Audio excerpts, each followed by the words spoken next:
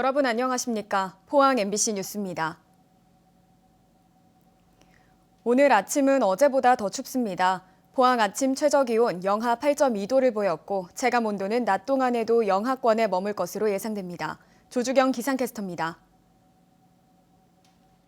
봄의 두 번째 절기 우수지만 오늘까지는 많이 춥겠습니다. 오늘 아침 포항의 기온이 영하 8.2도를 기록했고요. 한낮에는 영상 3도까지 오르겠지만 체감 기온은 영하권에 머물겠습니다. 옷 따뜻하게 입고 나오시기 바랍니다.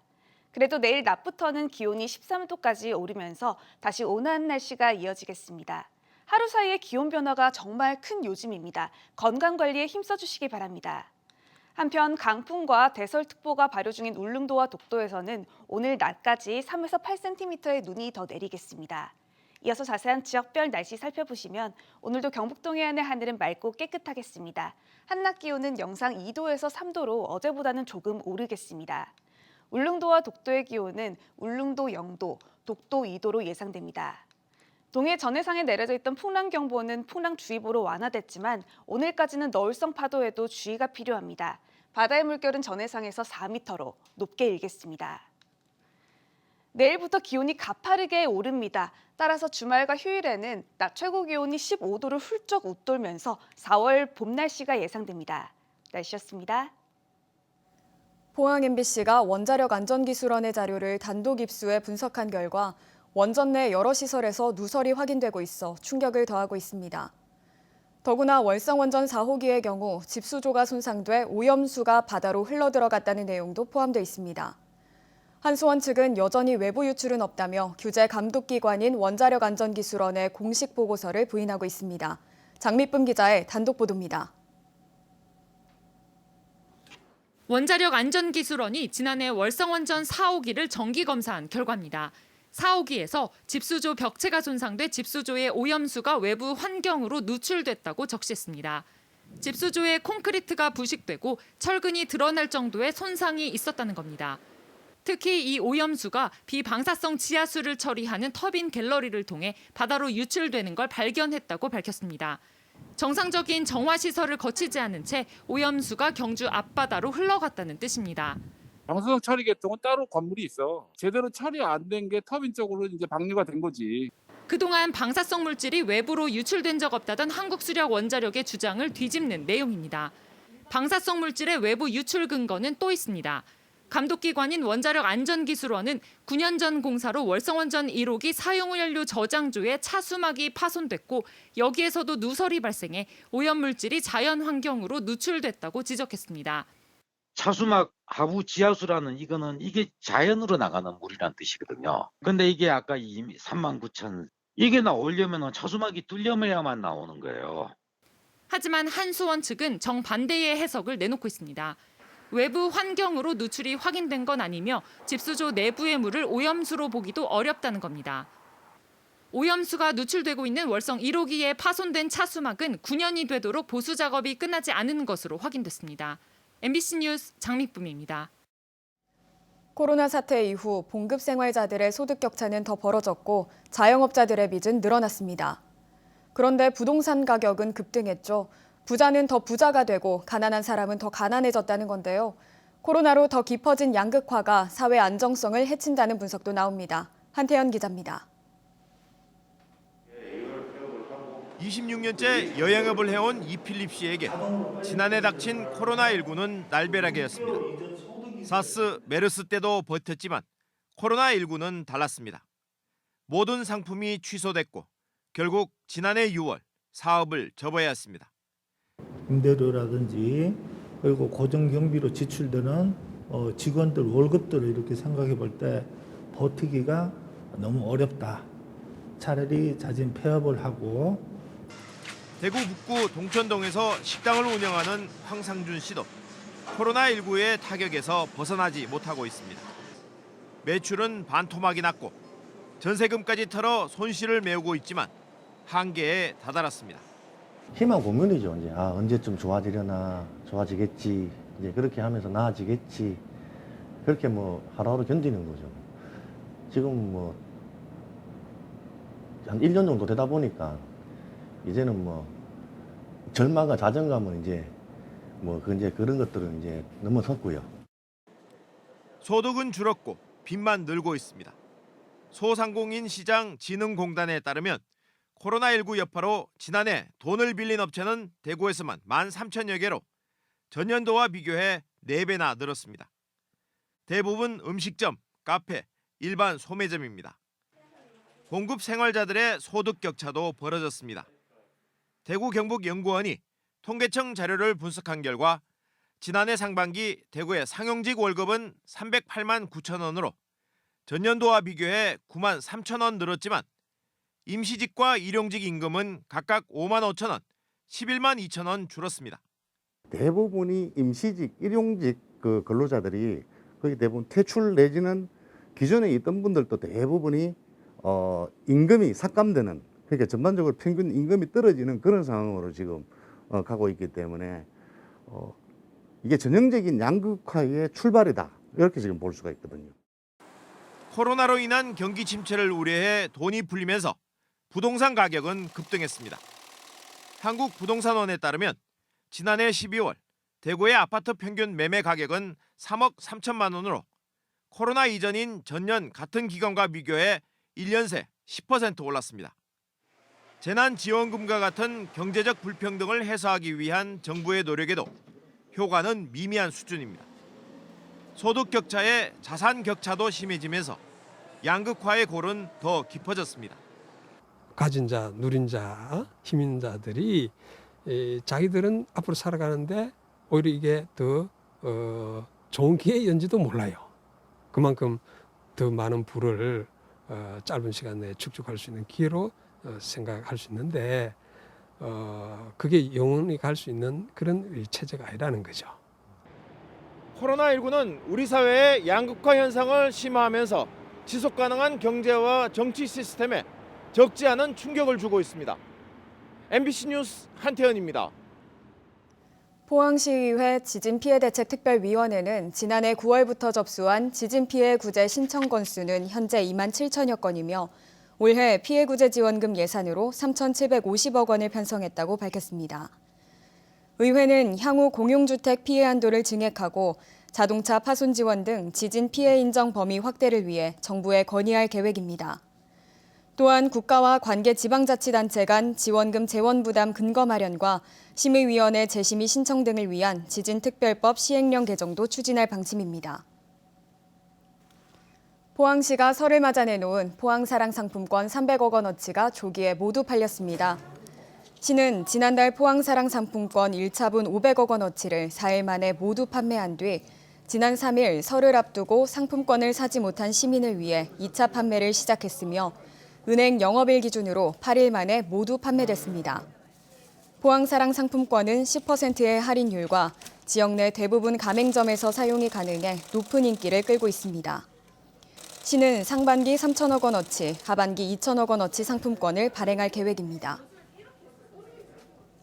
경상북도는 포항 송도 부두에서 첨단 해양산업 R&D 센터 조성 기공식을 갖고 지역 도시재생 사업을 통한 해양산업 기반 마련에 나섭니다.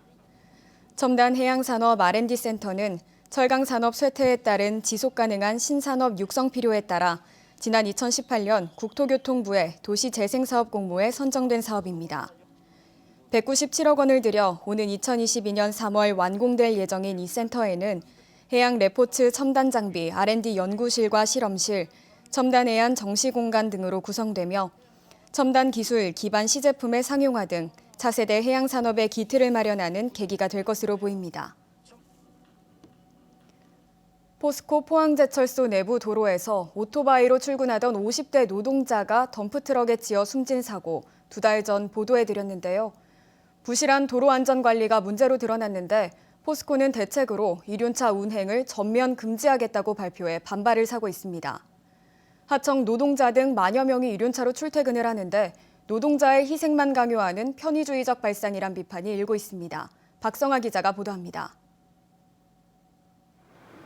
오토바이 한 대가 심하게 부서진 채 길가에 놓여 있습니다. 포항제철소 내 도로에서 야간 교대 근무를 위해 오토바이로 출근하던 50대 협력업체 직원이 덤프트럭에 깔려 숨진 현장입니다. 평소에도 어두운 도로에는 가로등과 신호등, 차선도 제대로 설치되지 않아 사고 위험이 높았습니다. 신호등이 있거나 따로 경고 같은 건 따로 부착되어 있지 않고 그 위치는 또 사고 위치는 더 그렇습니다. 조명등이 일부 설치되어 있더라도 전체가 다 어둡습니다. 노동부도 현장 감독 결과 사고 예방을 위해 도로 노면 표시와 야간 표지판 설치 등 제철소 내 도로를 개선하라고 지적했습니다. 그런데 포스코가 사고 2달 만에 내놓은 대책은 포항제철소 내 이륜차 전면 금지, 하청업체 노동자와 건설 노동자 등 이륜차 출퇴근 인원만 1만여 명, 땜질식 처방으로 약자들의 희생만 강요하고 있다는 비판이 제기되고 있습니다. 노동자들 보고 이 공장 앞에 서서 1시간 동안 걸어서 자기 작업장에 걸어가라. 이건 말도 안 되는 조치인 것입니다. 차량 출퇴근이 가능한 포스코 직원들과 달리 하청 일용직 노동자들은 차량 출입이 안 돼 이륜차 이용이 불가피하다고 주장합니다. 몇몇 이제 관리자들한테는 차량 출입이 허가하도록 되고 그 이외에는 차량 출입 자체가 차량 출입증을 내주질 않습니다. 특히 넓은 제철소 부지 안에서 수시로 이동하며 작업하는 정비와 건설 노동자들은 더 걱정입니다. 광문에서부터 현장까지의 거리가 길게는 수킬로에 달하는데 각 현장에 돌발 상황이 생길 수도 있고 포스코는 이륜차 운행 중단은 안전을 위한 불가피한 조치였다며 3월부터 통근버스와 제철소 내 이동 차량을 확대하는 등 개선 방안을 준비하고 있다고 밝혔습니다. MBC 뉴스 박성화입니다. 앞서 보도된 포스코 이륜차 금지 조치와 관련해 포항시 오토바이 협회는 성명을 내고 포항제철소의 이륜차 전면 금지 대책을 즉각 취소하라고 촉구했습니다. 포항시 내 100여 개 오토바이 수리업체가 회원으로 소속된 이 협회는 성명을 통해 포스코의 이륜차 금지가 근본적인 안전사고 방지 대책이 될 수 없으며 이번 조치로 지역 자영업자들의 생존권을 위협받게 됐다며 포스코를 비판했습니다.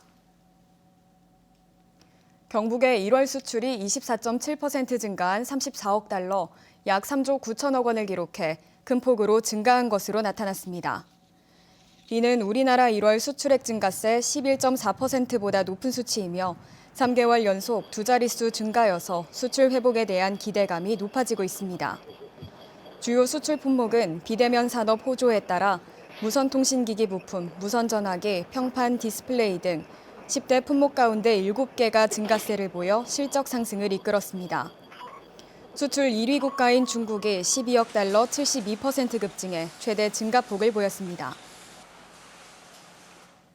동국대학교 경주 캠퍼스가 고용노동부가 지원해 설립한 전국 105개 대학 일자리 센터 평가에서 최고 등급인 우수를 받았습니다. 지난해 코로나19 상황에서 취업준비생들의 맞춤형 비대면 프로그램과 인공지능 면접과 자기소개서, 온라인 취업박람회와 기업 탐방 등을 실시해 좋은 평가를 받았습니다. 동국대 대학 일자리센터는 2016년부터 5년의 사업기간 동안 최고 등급을 4회 달성해 올해 1년간 사업비를 추가로 지원받습니다. 오늘은 대구에서 코로나19가 시작된 지 1년째 되는 날이면서 대구 지하철 참사가 일어난 지 18번째가 되는 날이기도 합니다. 이렇게 긴 시간이 지나도록 지하철 참사 희생자의 넋을 기리고 유족들을 위로하는 추모 사업은 여전히 마무리되지 않고 있습니다. 윤영균 기자가 취재했습니다. 2003년 2월 18일 오전 9시 53분 한 남자의 방화로 시작된 중앙로역 지하철 참사는 사망 192명을 포함해 사상자가 300명이 넘습니다. 유가족들이 찾은 대구시립공원묘지. 이곳에는 희생자 6명이 이름 대신 알파벳과 숫자 조합만 비석에 새긴 상태로 묻혀 있습니다. 3명은 DNA라도 보존돼 있지만 나머지 3명은 훼손이 심해 DNA조차 추출할 수 없었습니다. 가족을 잃은 저희들이 얼마나 그분들이 외로울지 아플지를 아니까 저희들이 매년 이렇게 찾아뵙고 있습니다.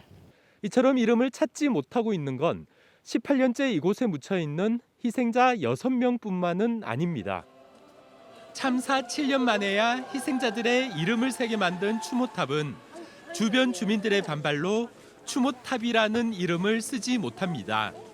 지하철 참사를 계기로 국비와 시비 200억, 국민 성금까지 보태 만든 대구 시민안전 테마파크라는 이름 역시 지하철 참사의 흔적을 찾을 수 없습니다. 대구시장 직인이 찍힌 정식 공문으로 받은 부분에 보면은 그 추모적인 시설을 제외를 하고 순수하게 그 안전을 고취시키는 시민 안전 테마파크를 하겠다. 그렇게 해서 우리가 이제 대성적인 차원에서 주민들이 양보를 하고 지금까지 이렇게 어떤 시간이 지나왔는데 최소한 시민안전 테마파크에 2.18 기념공원이라는 명칭을 같이 쓸 수 있게 해달라는 조례 개정 청원서가 대구시 의회에 제출됐습니다.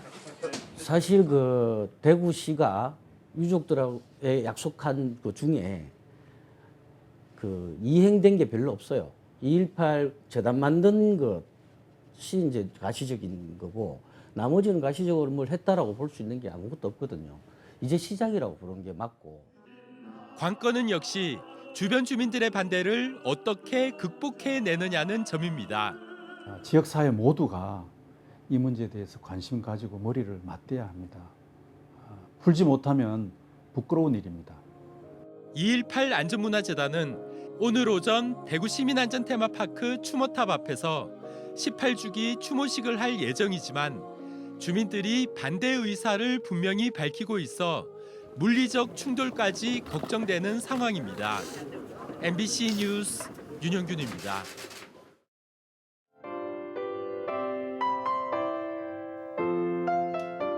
봄의 두 번째 절기 우수지만 오늘까지는 많이 춥겠습니다. 오늘 아침 포항의 기온이 영하 8.2도를 기록했고요. 한낮에는 영상 3도까지 오르겠지만 체감 기온은 영하권에 머물겠습니다. 옷 따뜻하게 입고 나오시기 바랍니다. 그래도 내일 낮부터는 기온이 13도까지 오르면서 다시 온화한 날씨가 이어지겠습니다. 하루 사이에 기온 변화가 정말 큰 요즘입니다. 건강관리에 힘써주시기 바랍니다. 한편 강풍과 대설특보가 발효 중인 울릉도와 독도에서는 오늘 낮까지 3에서 8cm의 눈이 더 내리겠습니다. 이어서 자세한 지역별 날씨 살펴보시면 오늘도 경북 동해안의 하늘은 맑고 깨끗하겠습니다. 한낮 기온은 영상 2도에서 3도로 어제보다는 조금 오르겠습니다.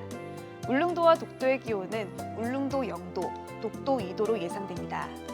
동해 전해상에 내려져 있던 풍랑경보는 풍랑주의보로 완화됐지만 오늘까지는 너울성 파도에도 주의가 필요합니다. 바다의 물결은 전해상에서 4m로 높게 일겠습니다.